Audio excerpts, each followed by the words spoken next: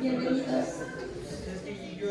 El día de hoy vamos a continuar con esta segunda etapa del Foro para la Integración del Plan de Desarrollo Institucional de la Escuela Normal Superior de México 2025-2030.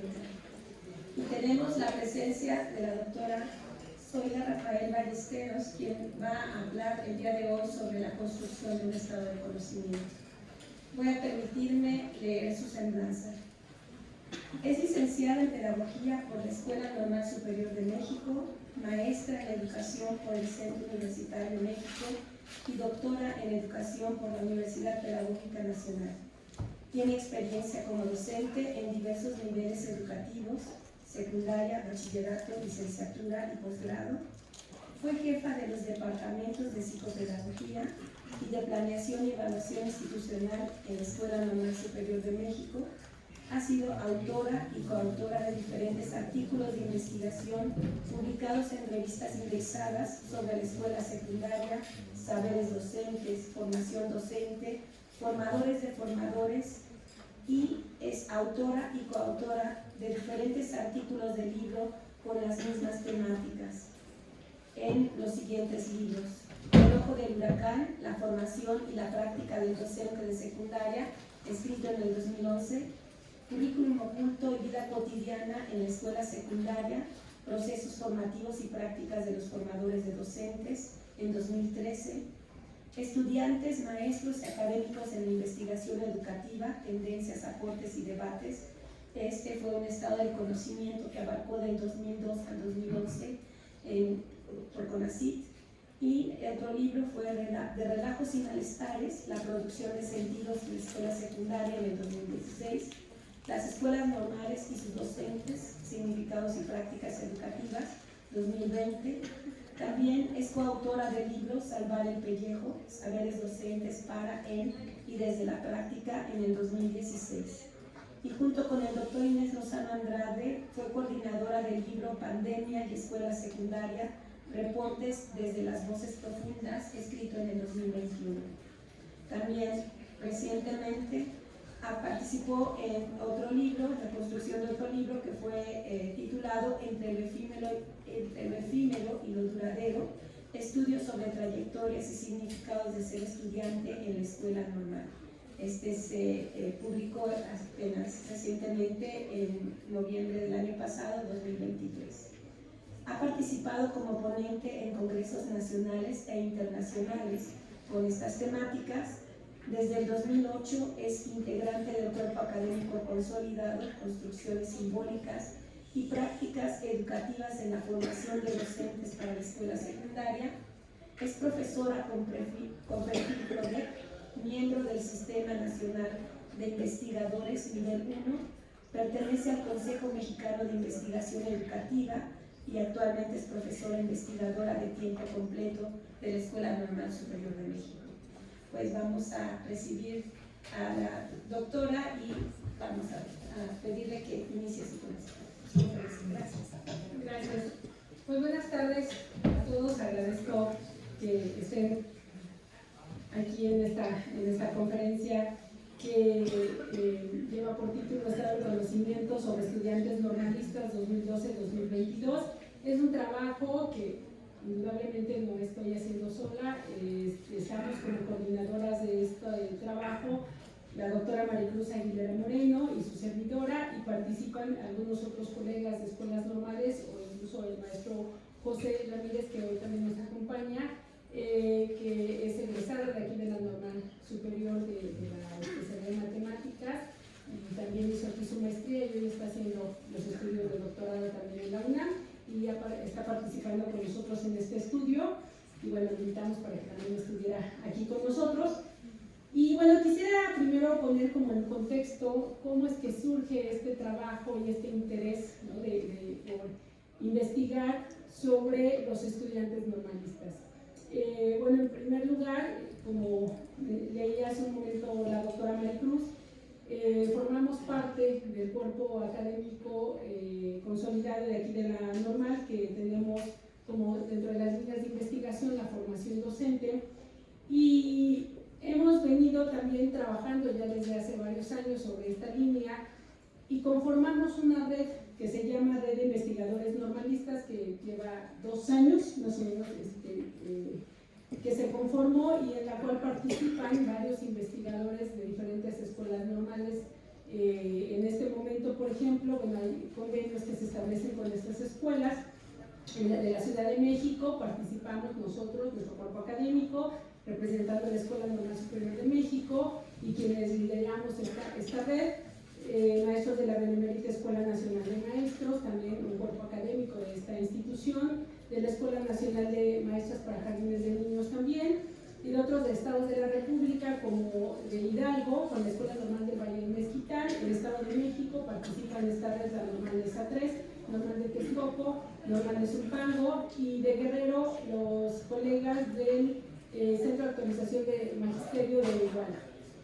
Cuando nosotros conformamos esta red, pues digamos el punto de encuentro era justamente este interés por indagar sobre los procesos formativos que suceden en las escuelas normales.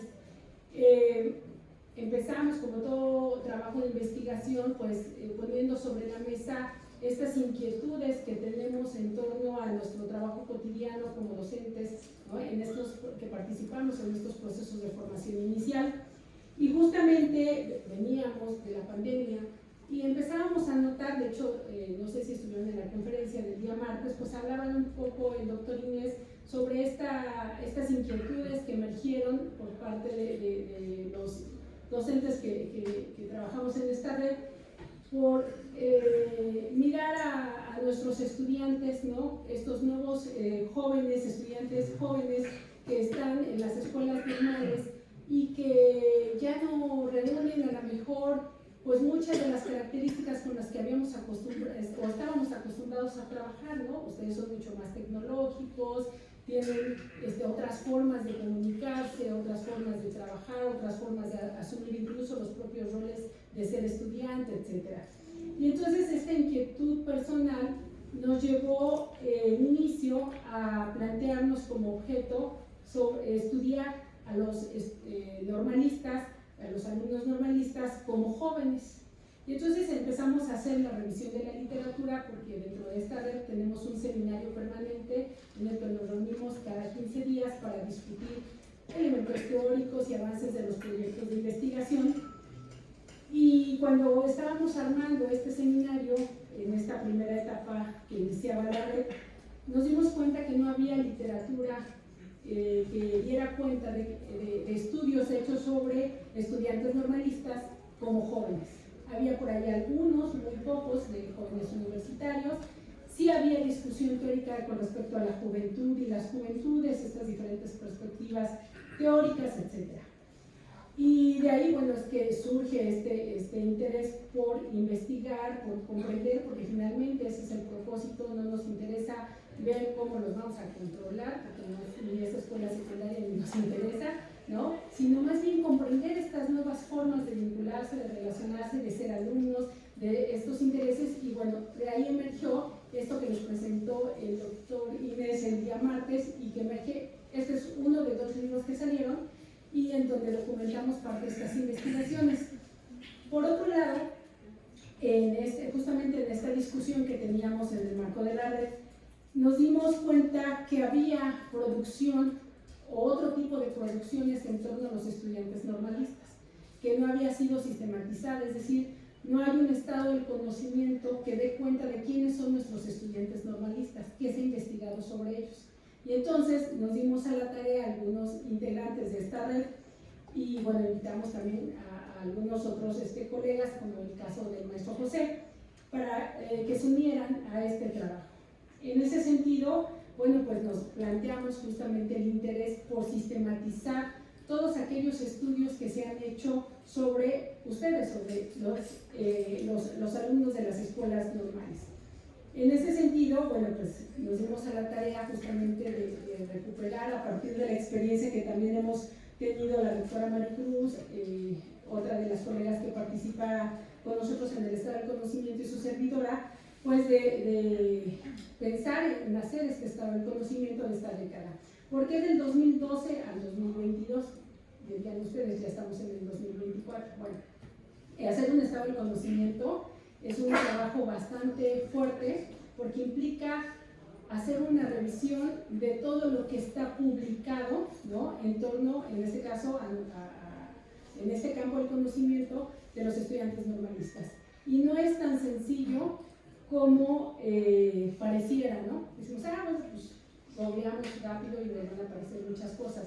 No, hay cosas que no están tan sistematizadas. Por ejemplo, aquí el maestro José se encontró ahorita les voy a comentar un poco de lo que él está trabajando, que son las didácticas específicas, y bueno, mucho de lo que se ha documentado de las didácticas específicas no necesariamente está publicado.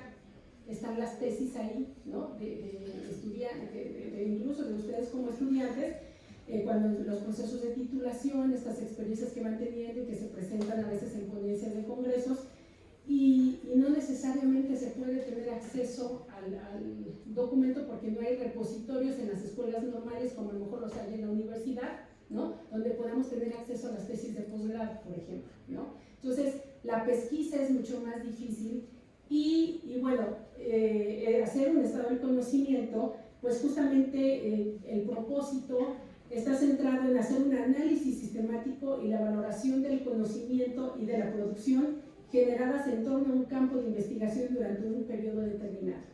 Esto permitirá identificar los objetos bajo estudio y sus referentes conceptuales, las principales perspectivas teórico-metodológicas, tendencias y temas abordados, el tipo de producción generada, los problemas de investigación, las ausencias, es decir, qué no se ha investigado, así como su impacto y condiciones de producción. Y entonces les decía, ¿por qué del 2012 al 2022? Bueno, nosotros empezamos este proyecto a finales del 2022, entonces hicimos ese corte del 2012 al 2022 pensando en esa última década. Sin embargo, bueno, nos ha llevado pues más tiempo, pero no podemos estar incluyendo más años, indudablemente, porque eso nos llevaría, sí tenemos la intención de hacer un segundo volumen, ¿no?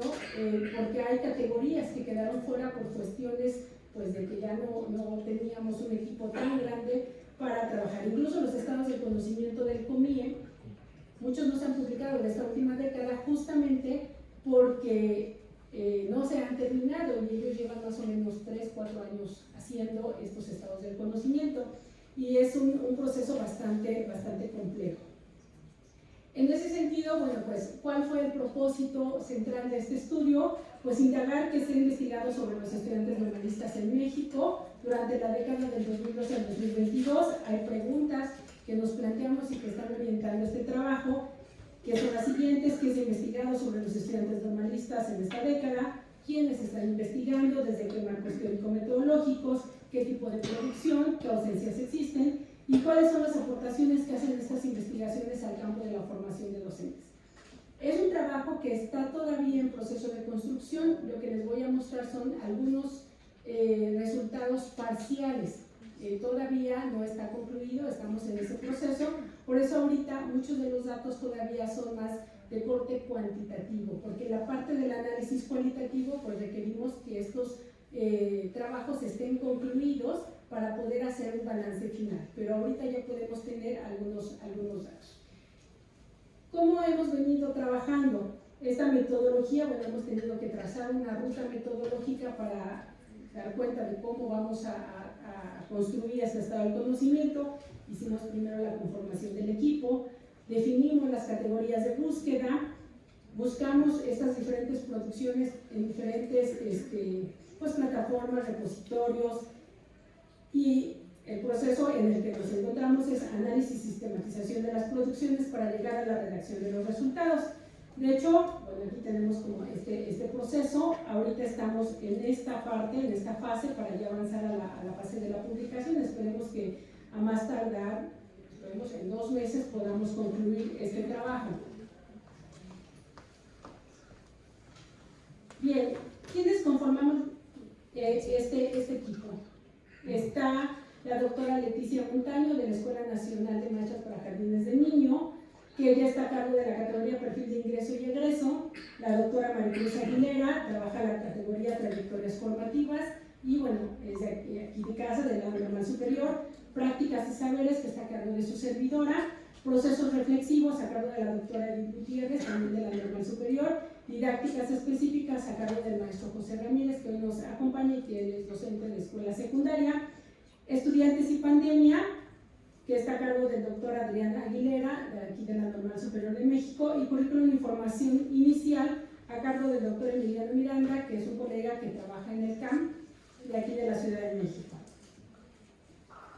La primera categoría de perfil de ingreso y egreso recupera justamente aquellos estudios o aquellas investigaciones, ¿no?, que están centradas en indagar quiénes son los aspirantes que logran ingresar a una escuela normal, quiénes son aceptados, bajo qué mecanismos, cuáles son sus perfiles académicos, cómo se integran los grupos y cómo van forjando sus trayectorias durante la formación inicial para la docencia. Respecto al perfil de egreso, busca las investigaciones realizadas sobre este tema, particularmente de estudiantes egresados de los planes de estudio vigentes durante esta década. Particularmente, pues están recuperando los planes previos al 2018, porque una vez que se implementa el 2018, justamente no podemos dar todavía como tal un seguimiento, ¿no?, de producciones, porque apenas egresaron en el 2022. Con respecto a las trayectorias formativas, esta categoría está concentrando las producciones que están explorando y comprendiendo aspectos cruciales que marcan las experiencias y desarrollos de la currícula de las escuelas normales en el país.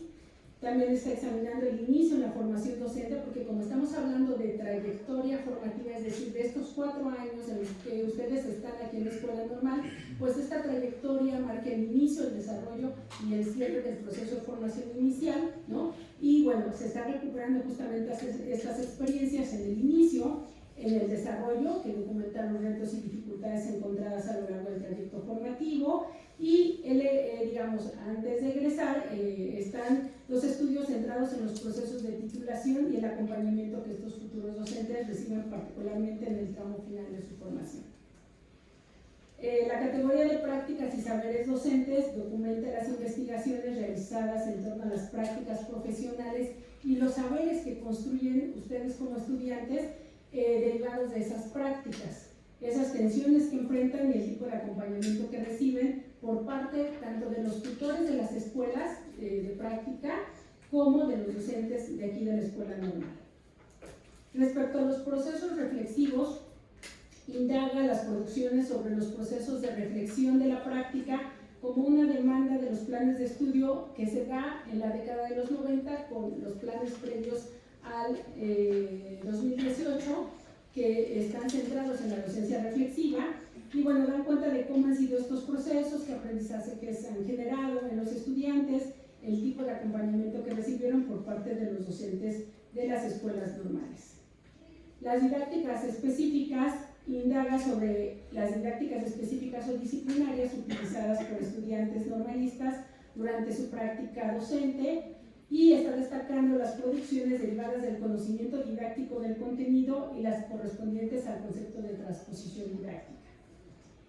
Estudiantes y pandemia, si bien esto no es digamos, en esta categoría no vamos a encontrar estudios previos a la pandemia, sino del 2000, sobre todo 21 al 2022, nos pareció considerar, porque hay bastante producción al respecto, ¿no?, justamente por el fenómeno que vivimos, y bueno, está recuperando justamente las producciones que emergieron a la luz de la pandemia, las experiencias que vivieron ustedes como estudiantes, los retos que fueron enfrentando y los aprendizajes que se obtuvieron durante el confinamiento. Estas, bueno, son hay incluso una categoría que todavía está en construcción, por eso ahorita vamos a ver que todavía lo encontramos en blanco, por eso les decía que bueno, estos son avances de que se están teniendo del trabajo, pero en esta primera tabla de concentración tenemos 240 producciones que hemos revisado o que estamos revisando.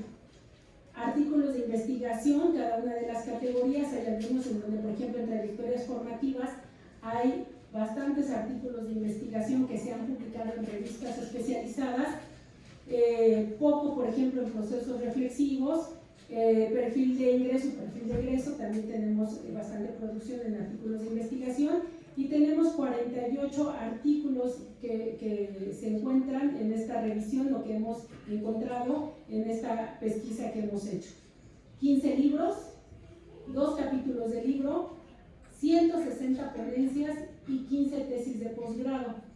Si se dan cuenta, la mayor producción está concentrada en las ponencias presentadas en los congresos, sobre todo en dos congresos que son muy importantes aquí en México, el Congreso Nacional de Investigación Educativa a cargo del COMIE, y a partir del 2017 por parte de la DGESU organiza el Congreso Nacional sobre Educación Normal. Y justamente esto es interesante porque justamente los maestros de las escuelas normales que estamos haciendo investigación, estamos en este tránsito de pasar de presentar ponencias, ¿no?, que implica un proceso de dictaminación para poder presentar estos trabajos, a poder pasar a un proceso de dictaminación todavía más riguroso, que es la publicación en artículos de investigación, ¿no? Y esto tiene que ver también con, digamos, esta trayectoria y esta consolidación de este hábitus investigativo. ¿Por qué? Porque en las escuelas normales, como demanda de la política educativa en el 2008-2009, se demanda a las escuelas, a pesar de que, bueno, ya es una función sustantiva como institución de educación superior, la investigación y la difusión. Por ejemplo, se empiezan a conformar en 2008 cuerpos académicos, grupos de investigación, y entonces vamos a ir viendo ahorita más adelante en estos años de producción cómo va incrementando justamente la participación, y sobre todo con la apertura de CONICEN, del Congreso Nacional sobre Educación Normal, la participación de docentes de las escuelas normales en el ámbito de la investigación. Aquí les decía, aquí hay los años de mayor producción. Si se dan cuenta, en el 2012 solamente encontramos un artículo. Una producción puede ser artículo, que seguramente es artículo. En el 2013, el COMIE tiene su congreso cada 2 años. Entonces, en el 2013 hay un congreso de COMIE y solamente encontramos 5 producciones que pueden ser tanto ponencias de quienes participan, en ese momento participamos en el COMIE, o bien puede ser algún artículo de investigación. En el 2014, pero todavía aquí la investigación es como más individual, ¿no? Es decir, de aquel maestro que le interesaba o ya traía como que este hábito para la investigación y empezaba a participar tanto en el COMIE como en alguna revista de investigación.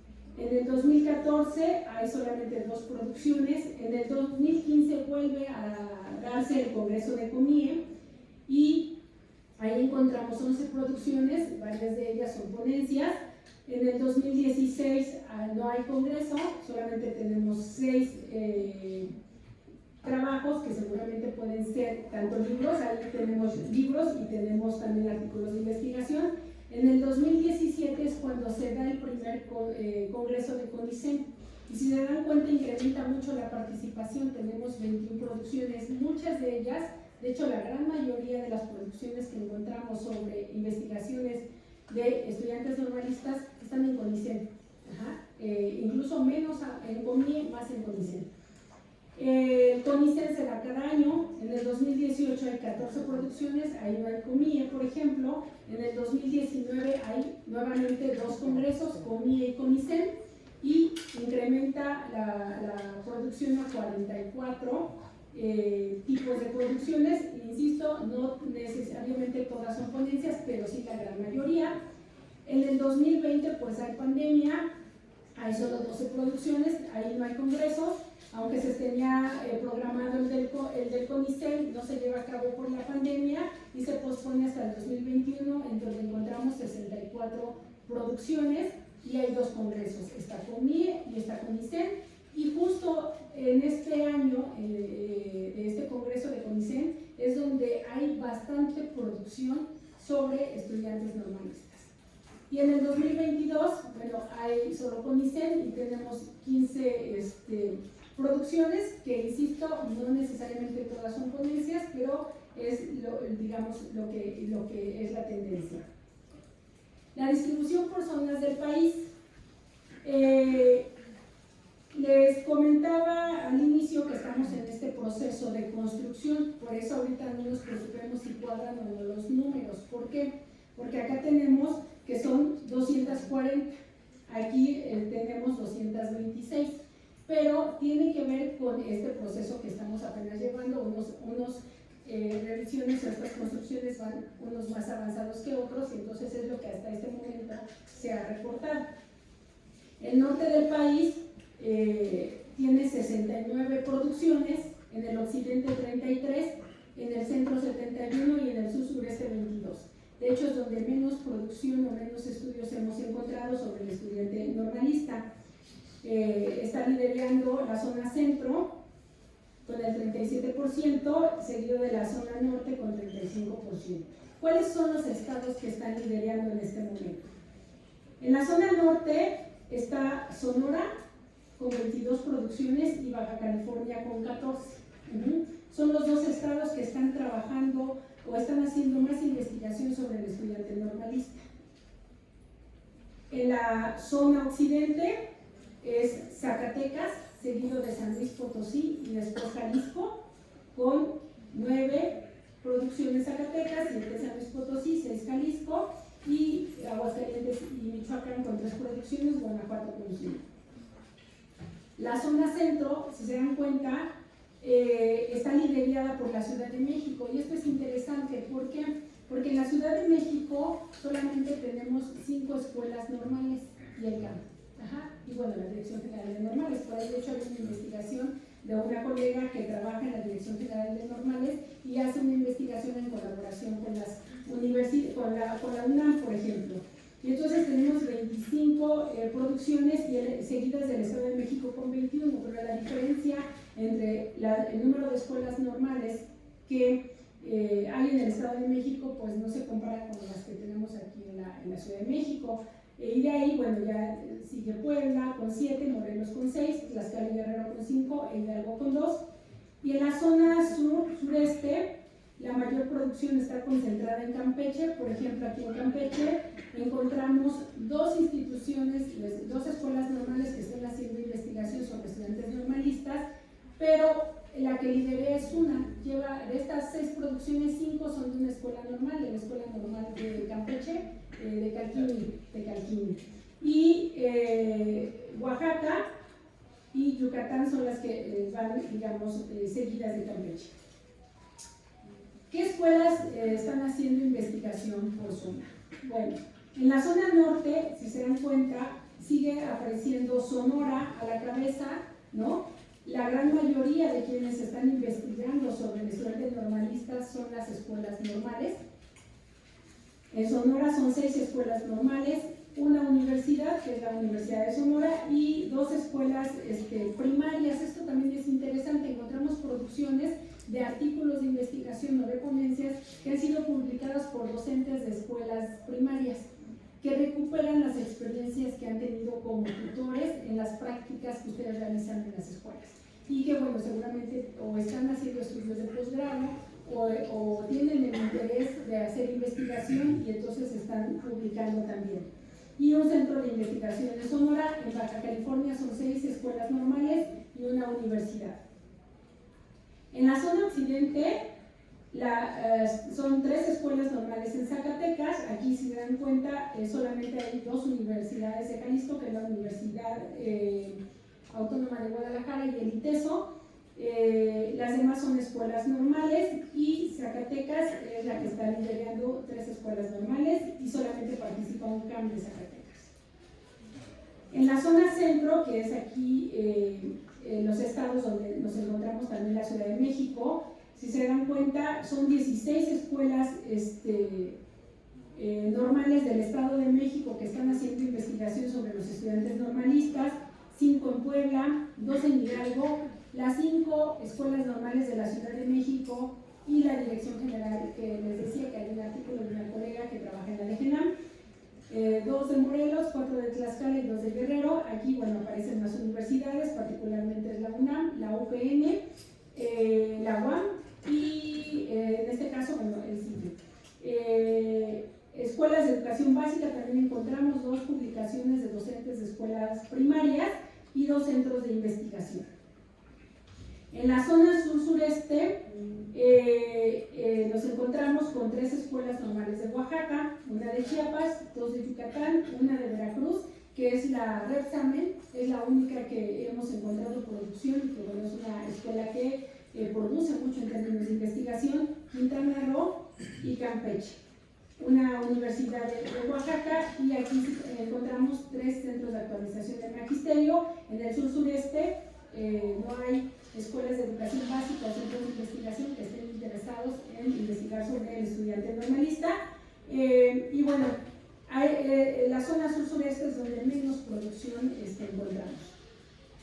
Bueno, les decía, las escuelas normales, hay un 77% de participación de producción de investigación en las escuelas normales, seguido de las universidades y poco menos de CAM, educación básica y los centros de investigación.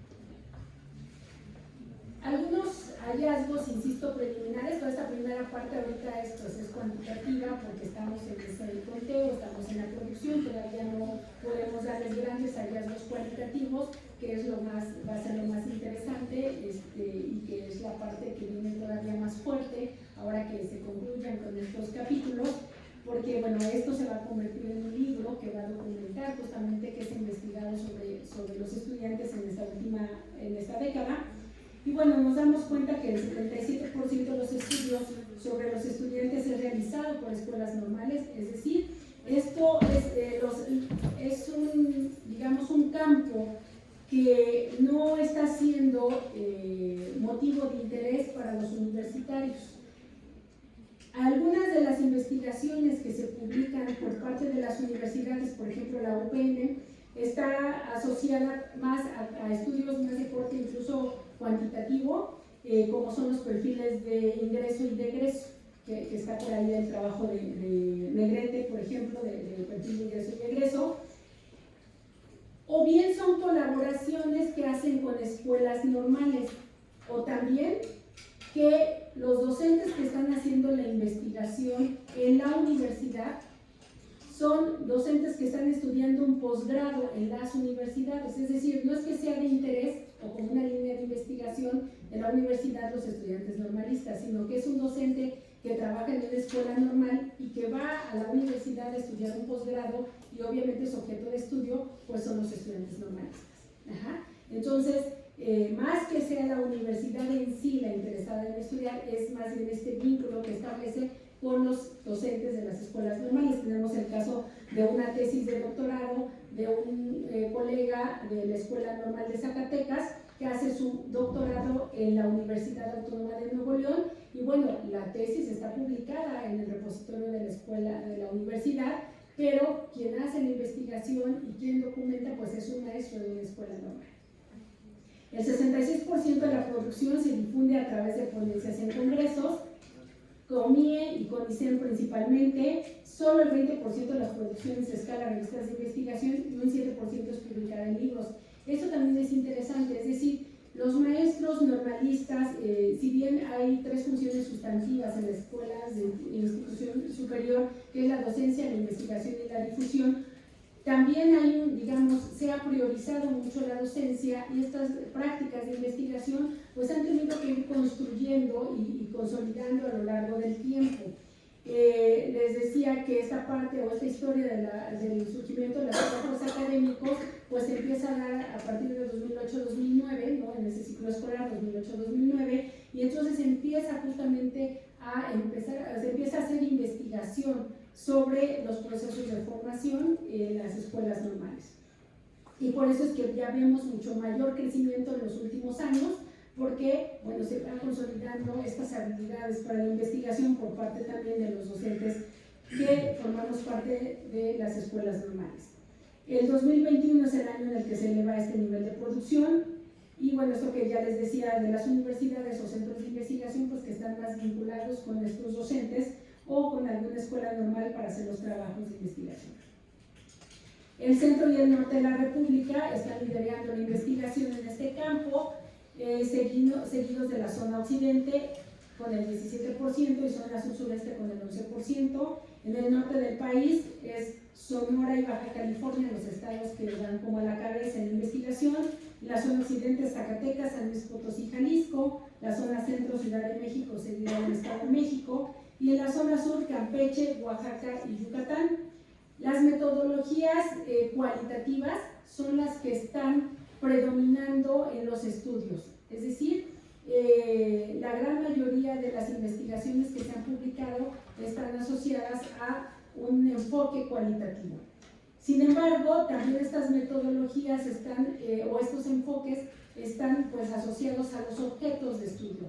Por ejemplo, en el caso del perfil de ingreso y de egreso, predominantemente son producciones más cuantitativas o mixtas, investigaciones cuantitativas o mixtas, y en el caso, por ejemplo, de la categoría que está trabajando el maestro José de didácticas específicas, la naturaleza de los objetos de estudio está permitiendo pues, que estas metodologías de investigación estén predominantemente en la investigación-acción, porque recupera esas experiencias que tienen los estudiantes para implementar proyectos o programas o intervenciones pedagógicas, didácticas, didácticas específicas que ponen, digamos, a prueba dentro de las escuelas y que se van documentando los resultados y los procesos de aprendizaje que van teniendo aquí.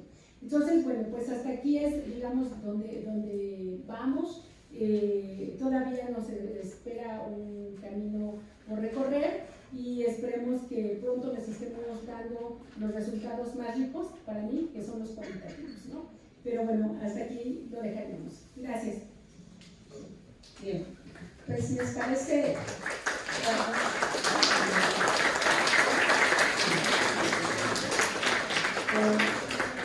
damos inicio a las preguntas, pero antes quizá comentar que en el auditorio A tenemos también público, también tenemos audiencia, por si quieren enviar las preguntas mediante un mensaje de WhatsApp con nuestros colaboradores que están en aquel auditorio.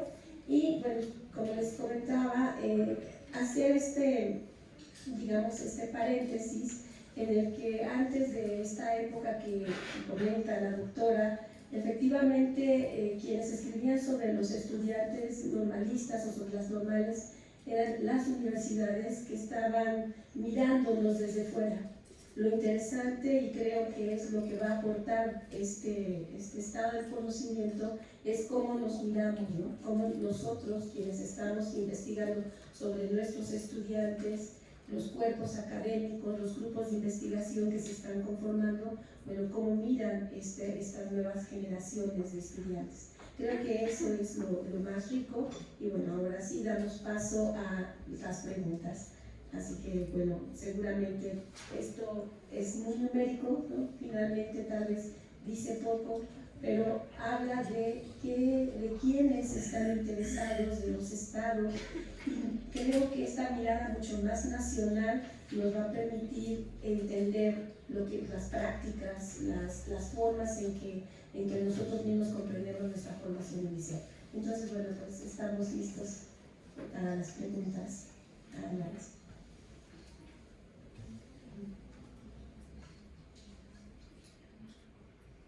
Buenas tardes, yo tengo una pregunta.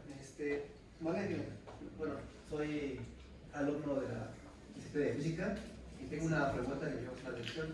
Marca ahí que el 77% de los estudios son por normalistas o paranormalistas.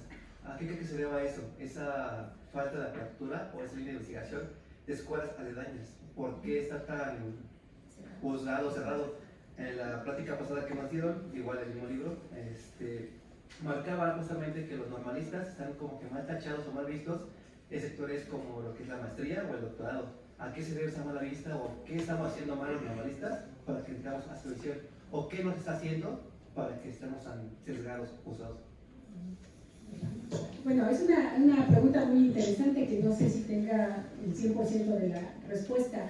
Aquí lo interesante es que, por ejemplo, nosotros estamos haciendo esta pesquisa de lo que se ha investigado sobre los estudiantes normalistas. Sin embargo, ¿qué sí les ha interesado a las universidades? Por ejemplo, investigar sobre los docentes en las escuelas normales, sobre la política educativa, sobre los planes de estudio del currículo de las escuelas normales, pero poco sobre los estudiantes. Entonces, eso es un elemento interesante. Es decir, podría yo suponer en este momento que no son su objeto de trabajo cotidiano. Es decir, ellos su objeto de trabajo son sus estudiantes universitarios. Sin embargo, sí pueden investigar los procesos de formación inicial, ¿no? O los procesos de formación en general, porque incluso en los estados del conocimiento del COMIE sí se recuperan investigaciones hechas por normalistas, pero digamos los campos son mucho más amplios. Por ejemplo, uno de los estados del conocimiento habla de la formación, ¿no? Y bueno, ahí es un gran campo de conocimiento y ahí entra la formación inicial, la formación continua y entra la formación inicial tanto en escuelas normales, en las universidades, etc. En ese sentido, bueno, quiero pensar, y bueno, lo iremos viendo, ¿no? Cómo aquí lo que me parece más interesante es que ya se está haciendo investigación en las escuelas normales. También tiene que ver con una cuestión histórica, ¿no? Insisto, se había priorizado la docencia por encima de la investigación. No significa que antes no se hiciera investigación, pero no había tanta difusión de la misma. Y también pues no había necesariamente esta construcción o este desarrollo de las habilidades investigativas, porque se estaba priorizando el trabajo docente. Incluso todavía hay prioridad en el trabajo docente por encima de la investigación. Entonces, digamos, quien hacía investigación en las escuelas normales era más por un interés genuino, un interés personal. Ajá. Cuando se da esta demanda como parte de una política educativa en donde sí se les dice a las normales, no, ustedes también tienen chance de hacer investigación, formen cuerpos académicos, hay grupos de investigación, entonces se empiezan a generar, ¿no?, las condiciones, no muchas, pero más como de responder a una demanda de la política. Y bueno, quienes estuvimos interesados en ese momento de empezarle a entrar a la investigación, pues hemos venido realizándola desde ese entonces. Yo les decía hace un momento que aquí en la normal superior fue en ese ciclo escolar 2008-2009, cuando surgen, si no me recuerdo, fueron 4 cuerpos académicos. De esos 4 hay 3, bueno, ahorita ya tenemos mucho más cuerpos académicos aquí en la escuela normal, pero digamos 3 que iniciamos son los que hemos continuado, 2 de ellos ya somos consolidados, ajá, y el otro está, si no me recuerdo, en formación. En ese sentido, bueno, esto va dando cuenta justamente de cómo los maestros de las escuelas normales se han ido acercando a esta práctica investigativa y que por eso es que además se da la apertura de un congreso para normalistas, no exclusivo para ellos, pero sí un congreso pensado en los normalistas, que es el CONICEN, y ahí empezamos a notar una gran participación de los maestros que empieza a incrementarse. Ya en los últimos años, pues vemos ya en el 2021 y en el 2022, ¿no?, cómo aumenta la participación, y bueno, las escuelas normales son las que están investigando, y eso me parece importante porque además la investigación no es para que se quede aquí, ¿no?, en el papel, guardada en el archivero o en el librero, sino que esto que estamos produciendo nos regresa nuevamente a nosotros como docentes de las escuelas normales para comprender qué está pasando con estos procesos de formación en los que estamos siendo partícipes y que son nuestra responsabilidad, ¿no? Que es nuestra, digamos, es nuestra chamba, en trabajar para ustedes. Y en ese sentido, creo que tenemos este gran reto de seguir documentando. Incluso quedaron categorías fuera que estamos pensando darle continuidad, cerrando esta primera parte y concluyendo otros trabajos de investigación que tenemos para pendientes, porque, por ejemplo, una categoría o algo que fuimos encontrando en esta pesquisa fue que hay mucha producción a partir de la implementación del Plan 2018 de la educación socioemocional. Ajá. Entonces se convirtió en un tema de moda y hay mucha investigación respecto a las habilidades socioemocionales de los normalistas. O incluso José encuentra un poco sobre las didácticas específicas cómo también los normalistas empiezan a implementar, porque es un encargo de las escuelas, para los tutores de las escuelas de educación básica, no sobre todo secundaria, que tienen que dar tutoría y educación socioemocional como una demanda del currículum. Entonces empiezan a diseñar propuestas de intervención sobre la educación socioemocional. Entonces puede convertirse en una gran categoría. Ahorita también algo interesante, las categorías que nosotros marcamos no son categorías puras, es decir, hay investigaciones que atraviesan varias categorías, ¿sí? Por ejemplo, cuando se habla de perfil de egreso, pues hay estudios que van a tocarse en esa categoría y a lo mejor desde trayectorias formativas. O por ejemplo en mi caso, que es la de prácticas y saberes, también encontramos investigaciones que tanto sirven para mi categoría o abonan para mi categoría como abonan para la de procesos formativos o la de procesos reflexivos. Es decir, ¿cuál es la diferencia? Que bueno, en esta producción y en esta revisión se le da, digamos, el análisis hacia el propósito de lo que está documentando cada una de las categorías, ¿no? Entonces, bueno, eso me parece una pregunta interesante, insisto, no podría tener, ese sería otro objeto de investigación. ¿Qué piensan las universidades? Porque ahorita nos manejamos más a nivel de creencias o de representaciones que pueden tener los universitarios sobre los normalistas, pero valdría la pena hacer un estudio serio sobre eso. Y José, que ahorita está en la UNAM haciendo el doctorado, yo creo que nos puede hablar un poco de eso.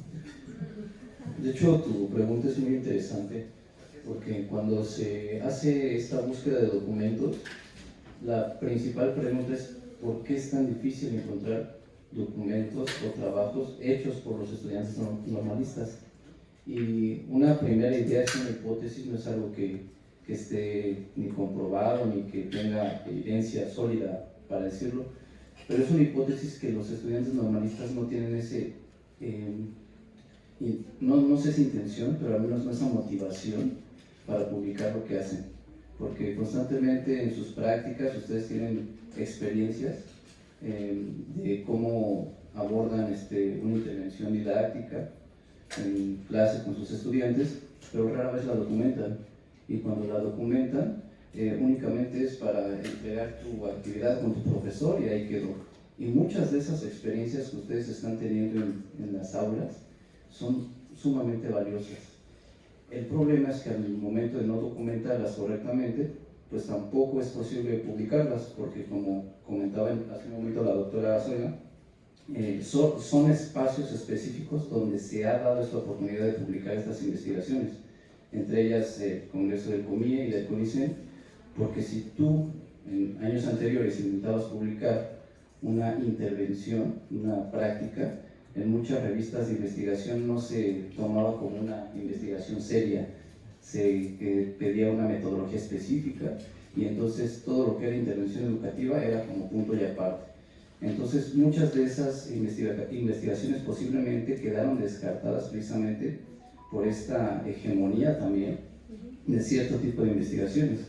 Entonces con la apertura de los congresos de CONICET y de COMIE, los estudiantes pueden empezar a compartir sus investigaciones, pero es súper importante que las documenten y que se animen a publicarlas, porque si no vemos estos resultados en los cuales parecería que no nos interesa investigar, parecería que no tenemos nada que decir, pero no es realmente eso, sino que no nos hemos dado la oportunidad de decir lo que estamos haciendo es importante y puede ser útil para investigaciones futuras y para comprender nuestra propia práctica. Entonces creo que no es que estén haciendo algo mal los estudiantes normalistas, sino que se están perdiendo la oportunidad de compartir todos esos hallazgos y experiencias que de una u otra manera pues son importantes para la investigación. Y fíjate que ahorita que comenta José, me recordó justamente también en esta revisión que cada vez hay más apertura también en los congresos, más que apertura, en el caso del CONICET, mayor participación de los estudiantes normalistas. Encontramos ponencias que están presentando estudiantes normalistas junto con sus asesores. Eso también es un problema. Me parece que el asesor tiene que pensar en que ese esfuerzo intelectual que están haciendo a través de informe de prácticas o de la tesis como modalidades de titulación pueden presentarse como productos de investigación en los congresos. Eso que menciona José también es muy interesante porque la investigación aplicada era desdeñada, así como que era investigación de segunda, ¿no? Regularmente la universidad realiza investigación básica, lo que se llama investigación básica, Y fue apenas hace unos años que el COMIE permitió y abrió una línea en donde se presentaran ponencias destinadas a la investigación aplicada, ¿no? Que son estudios orientados más desde la investigación-acción. Entonces, eso también dice mucho, todo lo que pasó antes de que nos dieran chance, digámoslo así, ¿no? O que nos hicieran el favor de dejarnos participar a los normalistas, también ahí había, digamos, criterios, bueno, cuando nosotros hacemos o participamos con una ponencia, pues pasa un proceso de dictaminación. En el caso del COMIE, bueno, quienes participamos como dictaminadores en el Congreso, hoy por hoy ya hay mayor apertura, ya vemos normalistas dictaminando ponencias en el COMIE, antes esto no era así. Y entonces cuando eso, digamos, aunque no está documentado, la experiencia sí nos enseñó que cuando veían que eran de escuelas normales, pues ya había un prejuicio, ¿no? Es decir, pues estos no saben investigar, no hacen investigación, ¿no? Sin embargo, hemos venido picando piedra y hemos venido demostrando, tan es así, que pues ya vemos normalistas en el Sistema Nacional de Investigadores, habemos normalistas dentro del Consejo Mexicano de Investigación Educativa, habemos normalistas que estamos publicando, no solamente en los congresos, sino estamos publicando libros, estamos publicando en artículos de revista, que son procesos de dictaminación todavía más rigurosos, y que también ahí a veces te expones a que si el dictaminador no domina tu enfoque de investigación, te puede evaluar negativamente un trabajo, aunque no signifique que esté mal hecho, ¿no? Todo proceso de evaluación, aunque sea rechazado, te sirve a ti porque también te da elementos para decir, sí, me faltó esto, ¿no? Es un proceso de autoevaluación también cuando nos regresan algún artículo, pero también los comentarios te permiten dar cuenta de digamos, la perspectiva que trabaja el dictaminador.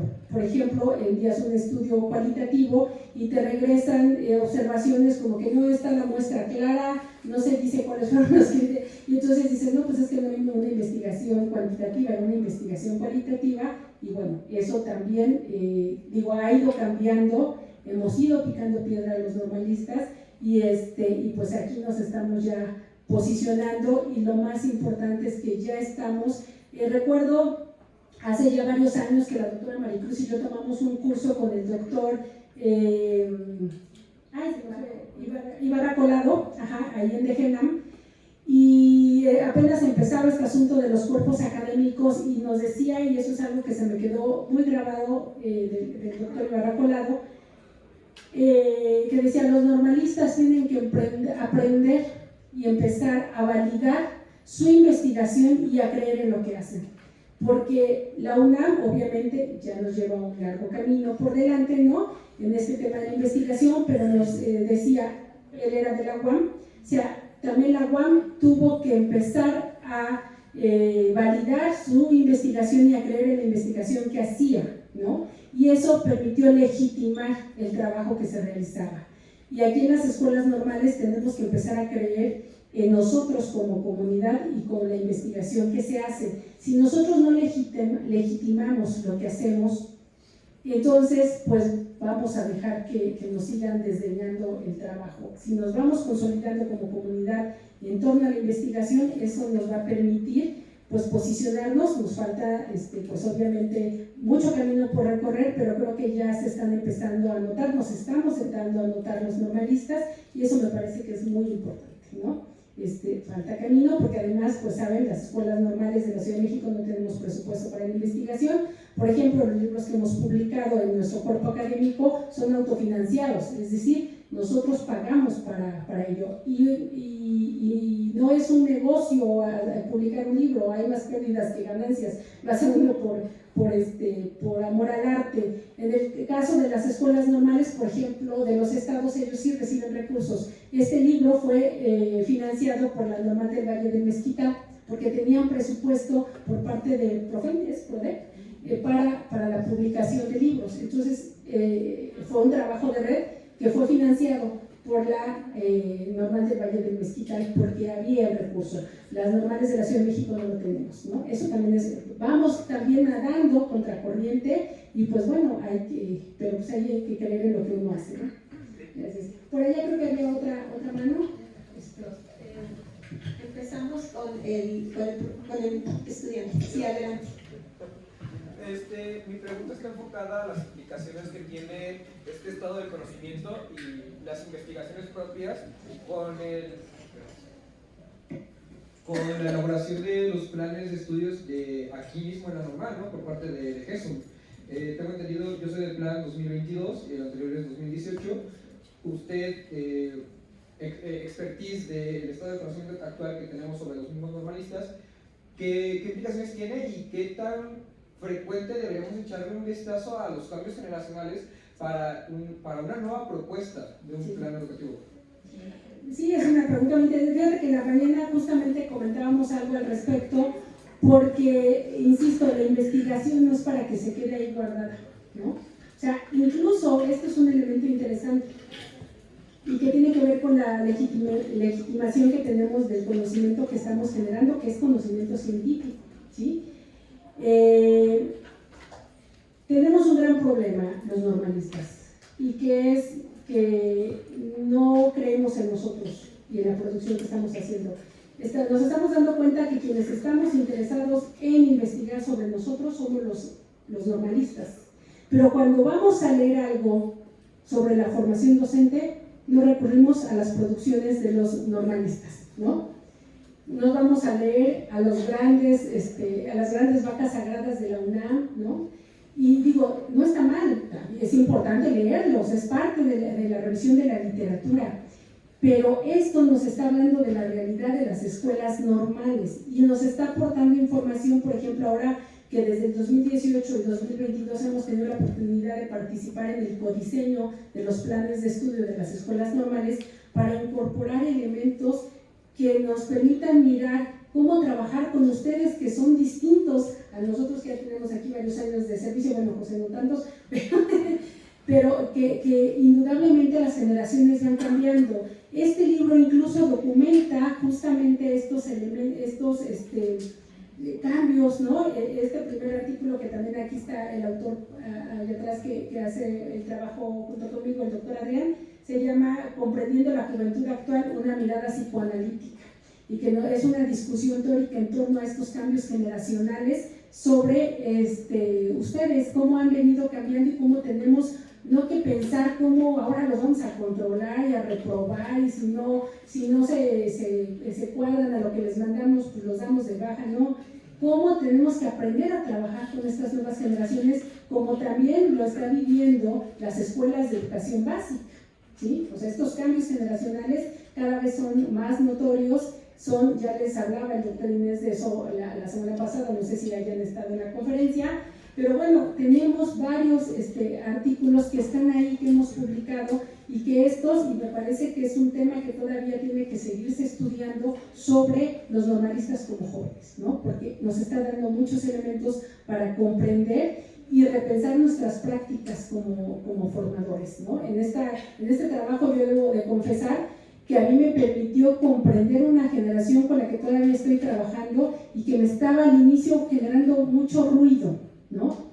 Y para eso debe de servir la investigación. Entonces me permitió comprender estas nuevas formas, ¿no? De los roles de estudiante, y bueno, eso ha mejorado mucho la forma en cómo estoy trabajando con los estudiantes, pero bueno, para eso se genera conocimiento, ¿no? No para que me diga el ABC de cómo voy a hacer, ¿no? Hay alumnos que luego me dicen, pero maestro, es que en la escuela normal no me enseñan cómo debo de tratar con un papá, ¿no? Bueno, pues ¿dónde está la receta? Que me la digan para yo también encontrarla, ¿no? No, la teoría no nos va a decir cómo. La realidad con la que trabajamos es incierta. Estamos trabajando con seres humanos que hoy están de un humor y mañana de otro, ¿no? Entonces lo que hoy me funcionó, a lo mejor mañana no me funciona. La teoría me permite comprender esa realidad y buscar las mejores formas, ¿no? De poder intervenir en ella. Estamos hablando más de la praxis, no una racionalidad técnica, sino una mirada más de la praxis, ¿no? Bien, maestro. Sí, maestros. Muchas gracias, buenas tardes. Profesor Oscar Salas, de Física. Un gusto volver a saber, doctora Zoila y doctora Maricruz. Tengo varias preguntas, pero voy a hacer dos nada más. La primera es, y aquí que están muchos de mis alumnos, o hay algunos de sexto, en su diagrama de este circular inician una investigación, se inicia con la famosa búsqueda de la información. Aquí la pregunta que yo les hago, y vámonos a la parte problemática de la normal, que no tenemos presupuesto, es ustedes, ¿qué herramientas usan para la búsqueda de la información? Pues de las que podemos echar mano. Hemos buscado directamente en los repositorios digitales, ¿no? En algunos, la ventaja de las demás escuelas es que tienen estos repositorios, sobre todo las universidades. Lo más difícil es la Ciudad de México, porque la Ciudad de México no tiene como tal una página propia en donde las escuelas normales podamos subir, por ejemplo, las tesis de posgrado. Por ejemplo, acaba de terminar una generación de doctorado, han salido varias generaciones de maestría que han estudiado, incluso porque algunos de los alumnos de estas generaciones de doctorado o de maestría son maestros también de la institución y han documentado algo sobre los estudiantes o sobre las prácticas. Sin embargo, de hecho, por ejemplo, José se acercó a posgrado para tratar de buscar estos documentos y no los hay, ¿no? Entonces, bueno, pues también indudablemente, y eso es en todo estado del conocimiento que se elabora, incluso en una revisión del estado del arte para hacer un trabajo de investigación, pues uno hace la búsqueda más exhaustiva que se puede, pero siempre quedarán cosas fuera. Incluso hemos ido incorporando documentos que en una segunda revisión o alguna duda encontramos. Decimos, ay, antes no lo había encontrado y ahora me apareció, ¿no? Y es dentro de esta década, hay que incorporarlo, pero eso implica mover pues lo que ya tenías avanzado, el tipo de producción, etc. Entonces, por eso les decía, ahorita los datos no van a cuadrar porque vamos encontrando. Hay una tesis de doctorado que encontré hace poco, que era también de un docente normalista que hace sus estudios en la universidad, y por ejemplo esa tesis no la encontré en los repositorios, no sé por qué. Apareció en línea, pero no estaba yo buscando otra cosa. Cuando uno busca sin querer encuentra cosas, ¿no? Estaba yo buscando otra cosa y me encontré con esa tesis y no estaba, nadie la tenía considerada, y sin embargo los hallazgos daban para 3 categorías. Ajá. Entonces yo recuperé la parte que tenía que ver con las prácticas. Ha sido difícil, ha sido con nuestros propios recursos, como lo hemos venido haciendo desde que iniciamos en esto, y bueno, pues así es como ha sido la pesquisa. José. También, como mencionaba, la cuestión del presupuesto es un aspecto importante, porque a diferencia de otras universidades, por ejemplo la UNAM, el Politécnico, se cuenta con suscripciones para poder utilizar determinado software.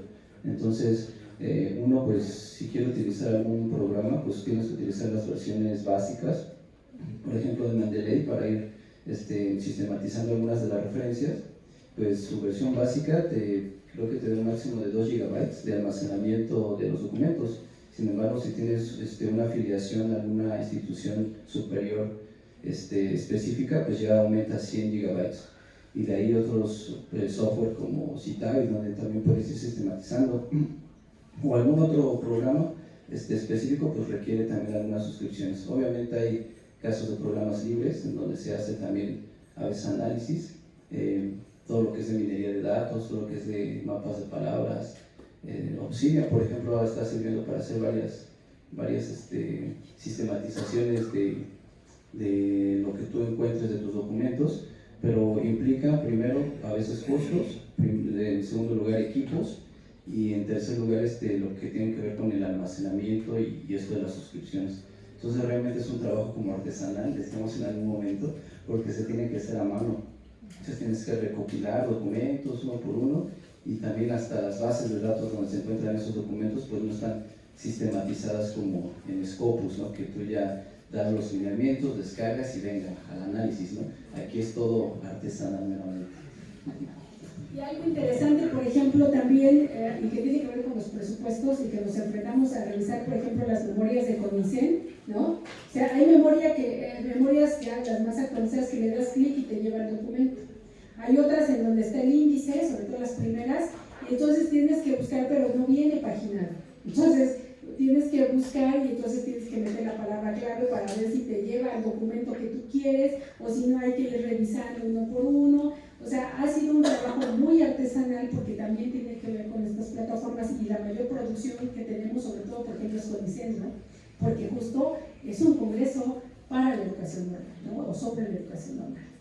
Muchas gracias. Y mi última pregunta es, ¿qué opinan ustedes, porque llegó para quedarse, la inteligencia artificial en docencia, pero en su caso en investigación? Gracias.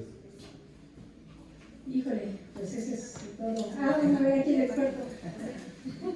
Bueno, quizá es algo que es como generacional. Tiene muchas ventajas porque puedes analizar como de forma muy rápida ciertos documentos.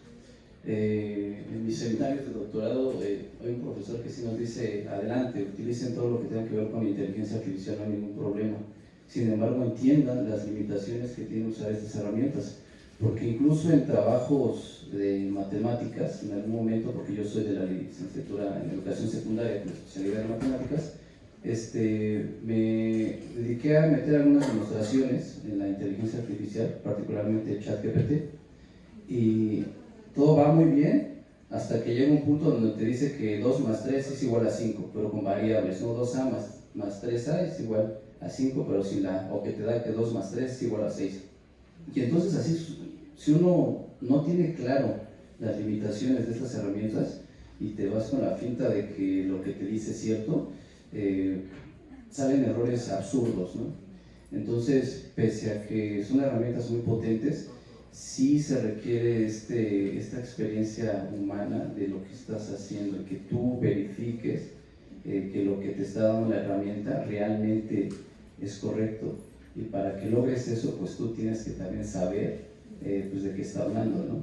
Entonces, pues, bueno, en cuanto a la investigación puede ser muy importante, pero no te va a hacer el trabajo. Definitivamente eso todavía es algo que requiere a un ser humano, carne y hueso ahí, trabajando y desvelándose para ir identificando esos elementos que estos programas no te van a identificar. Y algo interesante también al respecto es que tienes que ser experto en el tema, porque como dice José, pues te puede dar información, ¿no? Por ejemplo, pienso en el concepto de formación, ¿no? Pues bueno, nos va a dar mucha información respecto a formación como educación, pero y entregamos a lo mejor un trabajo pensando que fue el mejor esfuerzo hecho por la inteligencia artificial, pero que me adueño de ese trabajo. Y si el maestro que me toca sabe perfectamente claro cuál es la diferencia entre formación y educación, pues lo que nos va a dar es más elementos de la educación, no necesariamente la formación, porque lo maneja como sinónimos. Entonces, pues ahí nos enfrentamos a un problema. Además, si bien es una herramienta importante, creo que, como dice José, hay elementos que necesariamente tenemos que aprender a construir de manera personal, ¿no? O sea, son un referente, pero no podemos pensar que eso que encontramos ahí se convierte en mi trabajo final, ¿no? Sino implica pues, un resumen que nos podrá hacer sobre cierta discusión, pero si tenemos un referente teórico detrás que hemos venido trabajando en nuestros cursos, por ejemplo, y no empata esto que me está diciendo con lo que estoy discutiendo en el curso, pues tengo que decir, caray, me puedo meter en un problema y se pueden dar cuenta que esto no lo hice yo, ¿no? Hasta en la redacción uno se da cuenta cuando escribió el alumno o lo hizo la inteligencia artificial, ¿no? Gracias. ¿Alguien más que quisiera?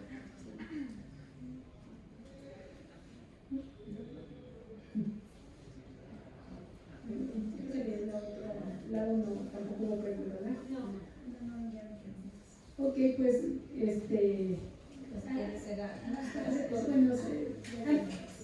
bueno, ya llegaron preguntas. No. Yo pensé que ya llegó pregunta. Bueno,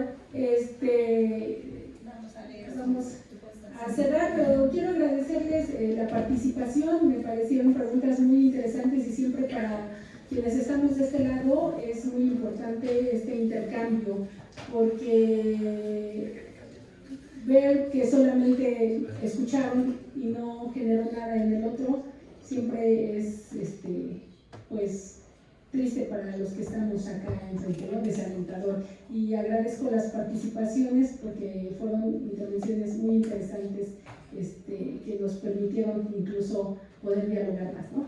Gracias. Bueno, yo creo que estaremos pendientes de la segunda parte, donde precisamente se va a ver más finamente estos hallazgos. Bien, pues entonces me voy a permitir leer la constancia que emite la autoridad.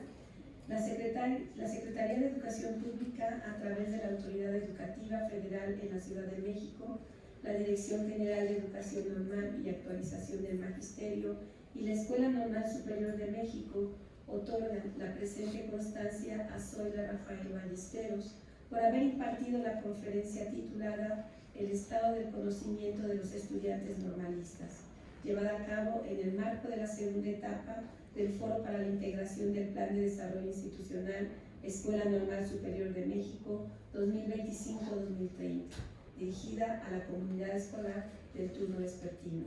Se extiende la presente para los fines legales, para la interesada convengan el día de hoy y firma nuestra directora de la Escuela Normal Superior de México, la doctora Mercedes Tacay Carvalho. Bueno, pues sí, ¿les parece? Le damos un poco de